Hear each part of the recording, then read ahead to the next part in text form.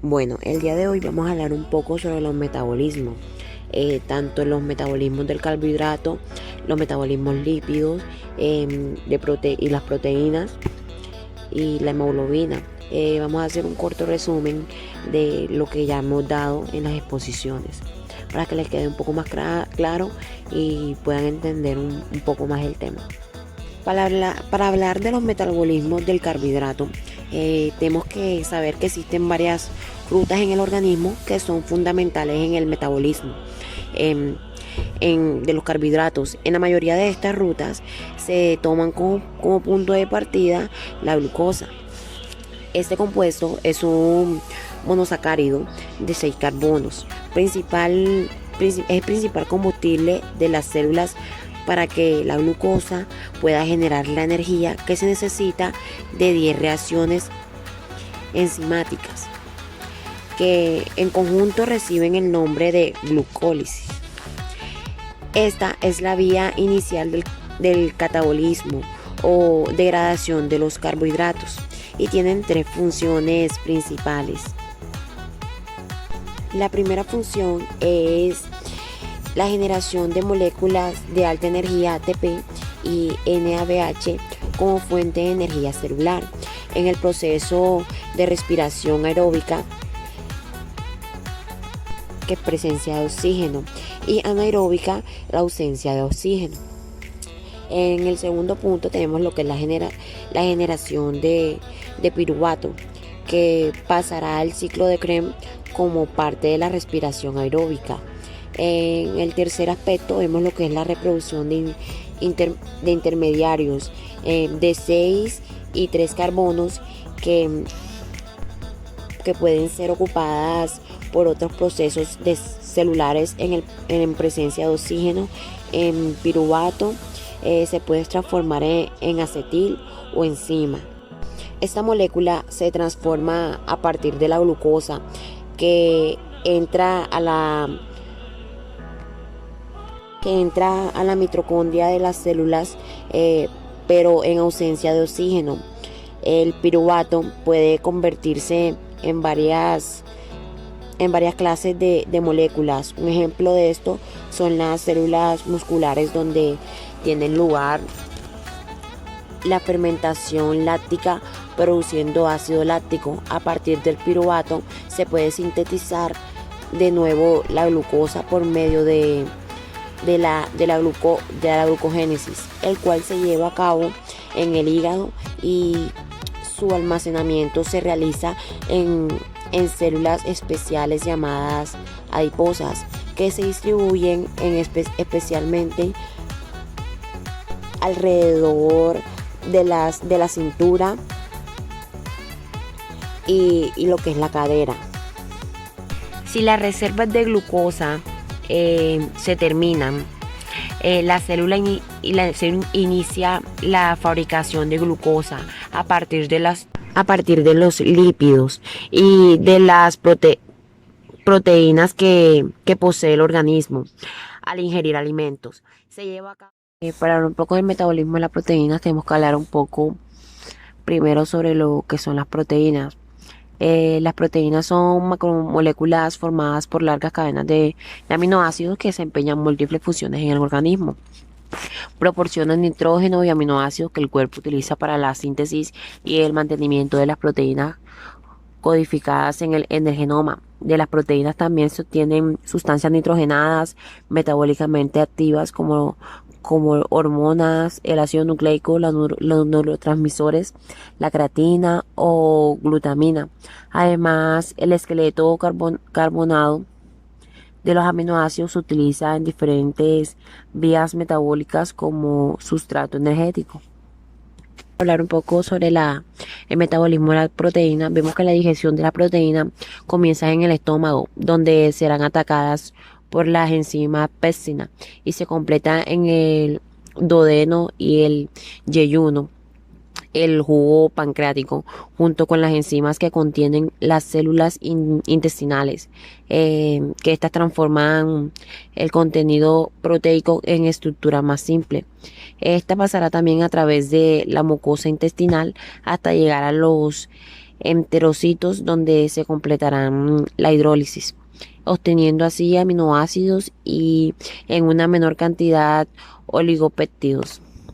Para, para entrar en el enterocito desde la luz intestinal hay dos tipos de sistemas de transportes, uno dependientes de sodio y otras independientes de él, tratando de sistemas de transporte activo como gasto energético. Una vez dentro del enterocito, los aminoácidos lo que hacen es los aminoácidos obtenidos pueden seguir varias vías metabólicas. Estas podrán ser utilizadas para obtener energía o para la síntesis de proteína para el propio enterocito, o se librará directamente a la sangre portal portal para su posterior utilización para parte de los diferentes tejidos. Eh, la glutamina, el aspartato y el glutamato son las principales fuentes de energía del intestino, y aproximadamente el 10% de los aminoácidos absorbidos están destinados a la síntesis proteica endógena en el enterocito. La mucosa también se realiza algunas transformaciones, especialmente la transaminación del aspartato y del glutamato. Debido a esta transaminación, no hay grandes cantidades de estos aminoácidos en la sangre, por lo que encontramos el producto derivado de la transaminación, lo cual es la alanina. Pero si hablamos ya de metabolismo proteico en el hígado y músculo, al contrario que en el enterocito, está sujeto a control hormonal. Los aminoácidos llegan al hígado por la vena porta, donde parte de ellos podrán ser liberados a la circulación sistémica y otros utilizados para la síntesis proteica, como albumina, transferrina, fibrinógeno u otros derivados metabólicos nitrogenados, o catabolizarse para producir energía. La utilización de aminoácidos para obtener energía solo se produce en casos en los que la ingesta es muy rica en proteínas. En casos normales, esto se utiliza para la síntesis de proteínas y otros compuestos nitrogenados. Los aminoácidos libres serán transportados por sangre hasta las células de los diferentes tejidos. En la degradación de aminoácidos se producen amoníaco. Al ser una sustancia muy tóxica, se debe... Seguidamente hablaremos del metabolismo lípido. El intestino absorbe los lípidos y estos son digeridos y metabolizados antes de ser utilizados por el cuerpo. La mayor parte de los lípidos son grasas y moléculas complejas que el cuerpo tiene que descomponer antes de que se las pueda utilizar, y de estas se pueden obtener energía. La digestión de los lípidos vemos que se componen de varias etapas, la cual es la absorción, la emulsión, la digestión, el metabolismo y degradación. En la absorción de los lípidos, los ácidos grasos de cadena corta son absorbidos directamente. Vemos que los triglicéridos y otras grasas de la dieta son insolubles en el agua, lo que dificulta su absorción. Para lograr esto, las grasas son descompuestas en pequeñas partículas que aumentan el área de la superficie expuesta a las enzimas digestivas. En la emulsión de las grasas de la dieta pasan a una emulsión descomponiéndose en ácido graso. Esto tiene lugar mediante una simple hidrólisis de los enlaces éster en las triglicéridos. Las grasas se descomponen en pequeñas partículas por la acción detergente y la agitación mecánica dentro del estómago. La acción detergente es producida por los jugos digestivos, en especial por grasas parcialmente digeridas y las sales biliares. En la digestión de las grasas, Tras la emulsión de las grasas, son hidrolizados o descompuestas por enzimas secretadas por el páncreas. La enzima más importante es la lipasa pancreática. La lipasa pancreática descompone enlaces de tipo ester. Esto convierte a los triglicéridos en dos monoglicéridos. Menos del 10% de los triglicéridos quedan hidrolizados en el intestino. En el metabolismo de la grasa vemos que los ácidos grasos de cadena corta penetran la sangre de la forma directa, pero la mayoría de los ácidos grasos son rectificados por con glicerol en el intestino para formar triglicéridos que se comportan en la sangre como lipoproteínas conocidas como kilomicrones. La lipasa lipoproteica actúa sobre estos kilomicrones para sintetizar el ácido graso.